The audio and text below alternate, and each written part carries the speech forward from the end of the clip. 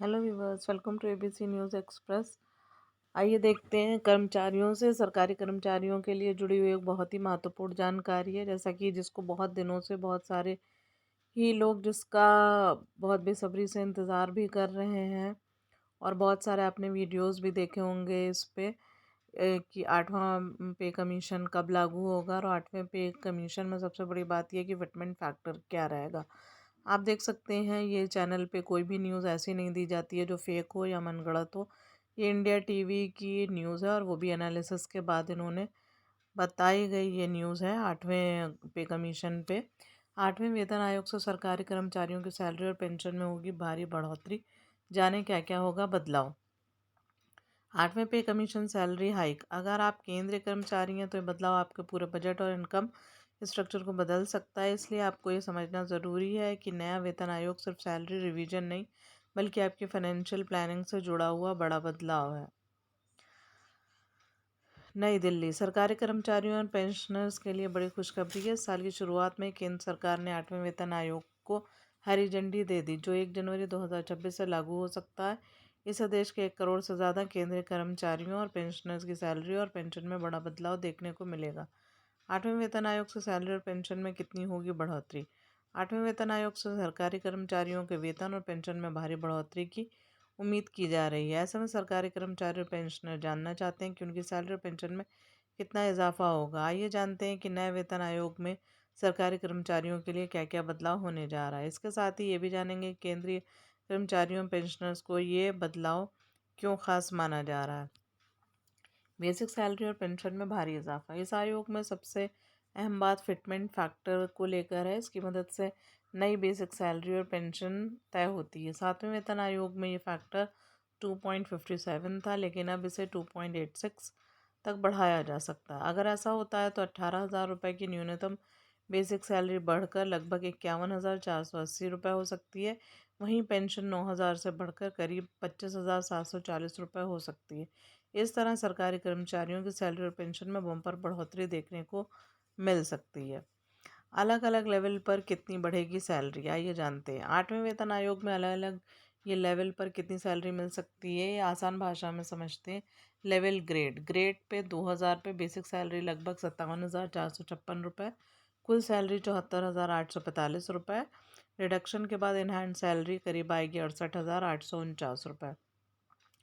Level 6 grade pay 4200, basic salary करीब 93,708 रुपये, कुल सैलरी 1,19,798 रुपये। इन हैंड सैलरी लगभग 1,09,977 रुपये। Level 9 grade pay 5400, basic salary 1,40,220 रुपये, कुल सैलरी 1,81,073 रुपये। इन हैंड करीब 1,66,401। लेवल 11 ग्रेड पे 6600, बेसिक पे 1,84,452 रुपये, कुल सैलरी 2,35,920 रुपये। इन हैंड सैलरी करीब 2,16,825 रुपये होगी। अलाउंस भी होगा बदलाव। बेसिक सैलरी बढ़ने के साथ साथ हाउस रेंट अलाउंस, एचआरए और ट्रैवल अलाउंस जैसे भत्तों में भी इजाफा होगा। ये इस पर निर्भर करेगा कि कर्मचारी किस लोकेशन में पोस्टेड और उनका ट्रैवल कितना होता है। इसी वजह से एक ही ग्रेड के 2 कर्मचारियों की कुल सैलरी अलग अलग हो सकती है। एनपीएस और सीजीएचएस में कितना बढ़ावा होगा, कितना बढ़ेगा कंट्रीब्यूशन। नेशनल पेंशन स्कीम में अभी कर्मचारी अपनी बेसिक सैलरी और डीए का 10% योगदान करते हैं, जबकि सरकार 14% देती है। बेसिक सैलरी बढ़ने से ये योगदान भी बढ़ेगा।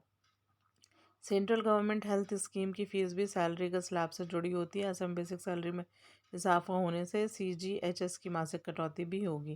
क्यों खास है ये बदलाव। 8वां वेतन आयोग सिर्फ सैलरी बढ़ाने का काम ही नहीं करेगा, बल्कि इसमें जुड़े सभी खर्चों, सुविधाओं और कर्मचारियों की आर्थिक प्लानिंग पर भी असर पड़ेगा।